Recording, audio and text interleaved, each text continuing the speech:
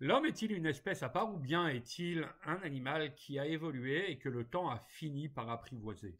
Nous savons que l'homme a les moyens de dompter les animaux et les contraindre à faire de nombreuses choses qui seraient pour eux de contre-nature. D'où l'interdiction de la Torah d'agir ainsi et de veiller au bien-être des animaux. Une énigme reste néanmoins à ce jour non résolue.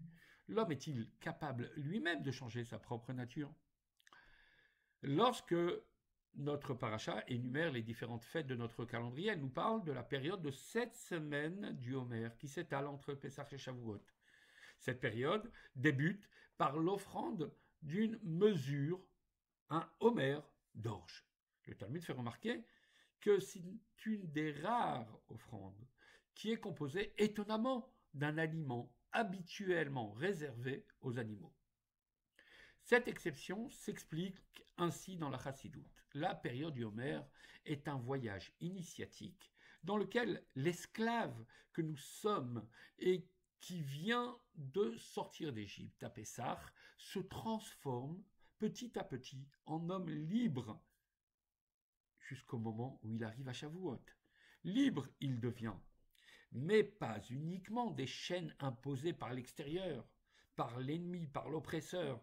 Il s'agit là d'apprendre à se libérer de ses propres contraintes.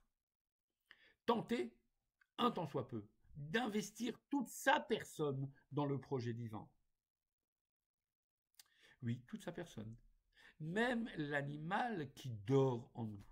L'Homère ne nous demande pas de soumettre l'animal, mais de le nourrir pour qu'il devienne apte à devenir une offrande. Le roi Salomon nous rappelle d'ailleurs que les récoltes abondantes ne sont possibles qu'à partir de la force du bœuf.